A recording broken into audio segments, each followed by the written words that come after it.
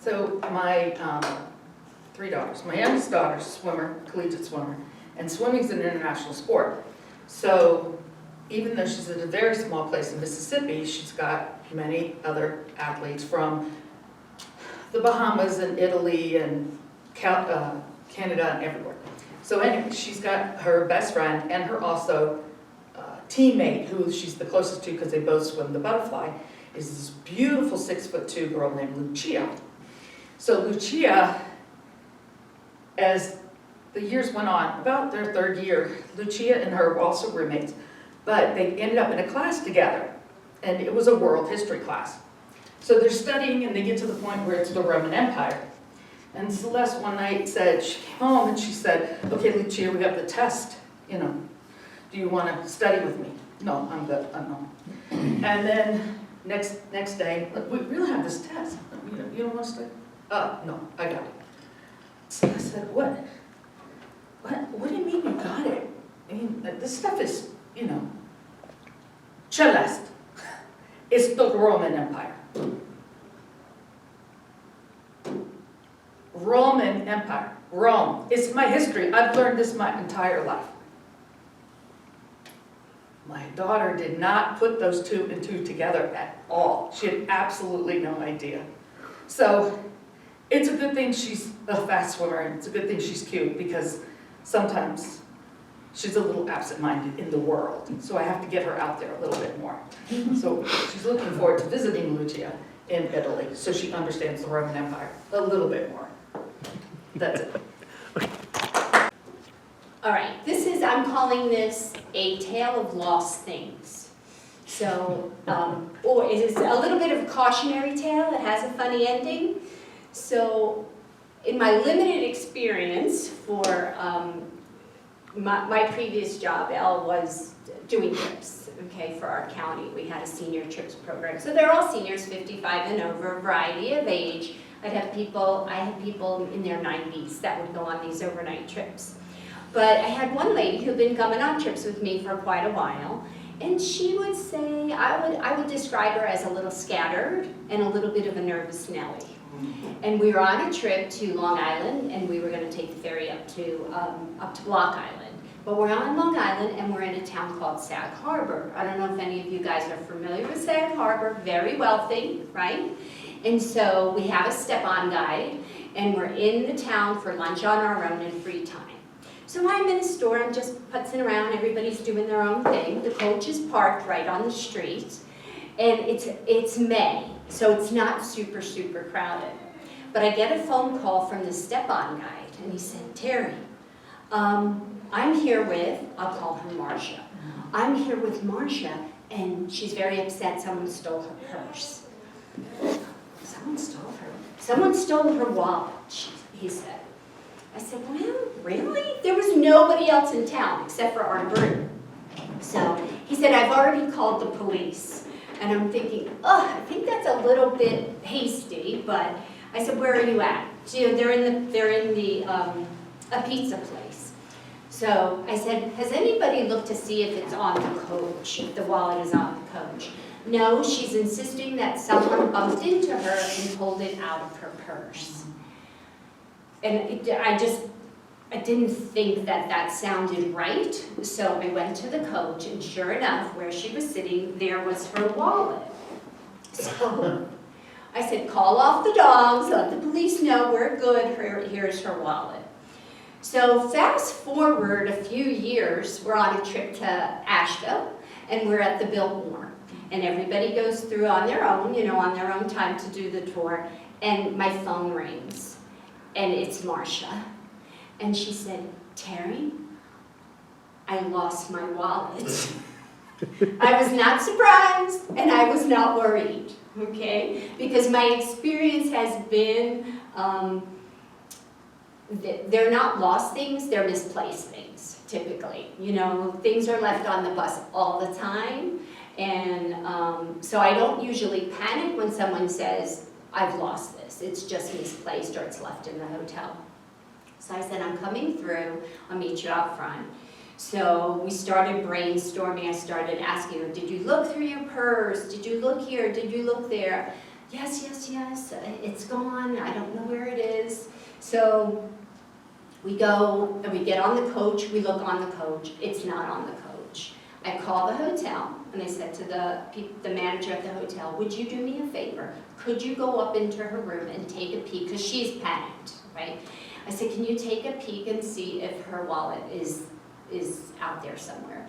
And the manager calls me back and she said, I didn't want to go in and poke around. She said, but just from the door, I didn't see anything lying around. I thought, it's got to be there somewhere. People open drawers, put things, for safekeeping. So now we're on free time. We're in downtown Asheville, and we're just sitting in on this bench, and I'm just sitting and I'm talking to her, and we're still trying to think. And I'm trying to reassure her. I'm sure it's back in the hotel room somewhere. I'm sure of it. And so we're just chatting, and then all of a sudden, she goes like this. Her wallet was in, she had a mastectomy, her wallet was in her bra cuff. The funniest thing I've ever experienced. So she said, I always put things in here because it's like an extra space. And I laughed, and the cautionary tale is don't assume that something is lost, it's probably misplaced, and the second piece is don't put your wallet in your boobie. Well, I do want to practice that. Tell you about my experiences of travel and what I call running into the unexpected. Because we all think about, let's go to a country, say France, we want to see the Eiffel Tower, we want to go down to Provence, blah, blah, blah. And you remember these important moments, but they aren't the ones that you really remember. So as long as I brought up France, I'll bring up my favorite memory of France. I was on a bicycle trip. I was married at the time. It was just the two of us. We're out in the country. I mean, really in the country. And it's around 11 o'clock, and I'm thinking, where are we going to get lunch? Where's the next town? And so we bike, where are we going to get lunch? We stop by we see this little, like a convenience store. It's like a French version of a 7-Eleven.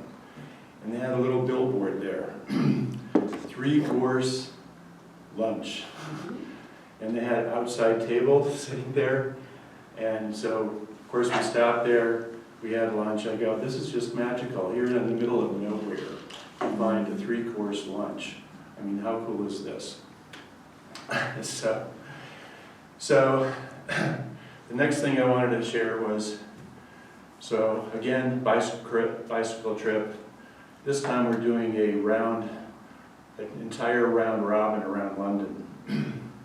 And so we're biking, and all of a sudden I see aircraft. And it's not just aircraft, it's World War II aircraft. They're Spitfires. And I flew in the Marines, and so I have an affinity for aviation, and I'm just like, I can hardly concentrate riding my bicycle to see these Spitfires. So we run into this airfield, and we almost have like a air show all to ourselves. So watching these Spitfires, take off and land. It's the only time I've seen a Spitfire, so if you know your airplane, it's one of the most famous planes in World War II. So the next one is just a few years ago. I'm with what I call an adventure buddy up in Alaska. We go up to Alaska and then go see Kenai Fords, go a little bit further north. We eventually get to the position where we're supposed to see Denali, and we're there for like 10 days. So if you've been to Alaska at all, you might know about Talkeetna. It's a big tourist area. And so you're supposed to be able to see Denali from Talkeetna. We signed up for a plane tour, land on Denali. Oh, it's all cloudy. And the trip that we're scheduled for keeps getting rescheduled to the next day, finally we just give up and go, well, this is not gonna happen. We drive up to Denali, and if you've been to Denali, Denali doesn't have a lot of roads. They're protecting the wilderness area. So we're up there, seeing this and seeing that, still don't see Denali. Now it's our last day. And so we plan for a hike, and we're driving into the park. We come up to this rise, the clouds part, and there's Denali right in front of us. And it was such a magical experience to have that for our last day. We actually got to see it. So it's these small, running into the unexpected things that you remember about travel that I love.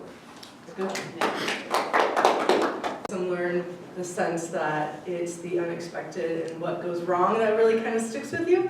So what came to mind for me was a cross-country trip with my best friend in he was a 76 van last summer. So the goal was going from California and making it to Vermont. And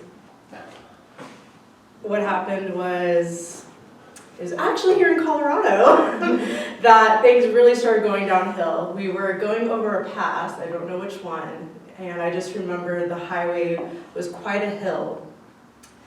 And it's like, you know, this old van has a carburetor, and I don't know that much about vehicles, but like he just for whatever reason couldn't pick up speed. And we literally were on the emergency lane on the freeway, just sputtering, trying to go, and could not pick up speed. It was so scary. And this whole trip was just a test of our friendship. There was literally a point that I was like, I don't know if we could be friends again after this. We were just both so stressed out and trying to keep our cool and still, you know, be nice to one another. And what else happened? Oh,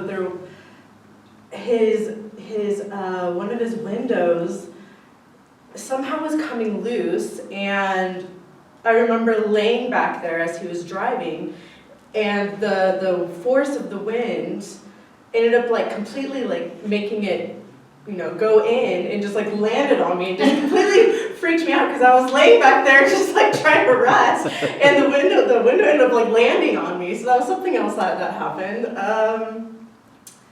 And then I think we made it to Arkansas or somewhere around there, and this van was not going to make it. We tried. It was not going to make it, and I think the engine just kind of ended up just blew, and I just like looked up some auto shops and called this one, and we got an amazing human who he came to pick us up, like the owner of the shop came to pick us up, and had a truck driver, a tow truck driver, you know, bring us to the shop. He offered to keep the van for us. We didn't have to worry about it. He's like, you know, I'll get rid of it for you. He just kind of keeps old vehicles on his property. And he was just like an angel among this whole experience. And we stayed in a hotel that was like right near the auto shop. And there was a Mexican restaurant, and we ended the night with tequila shots. So, I'm sorry.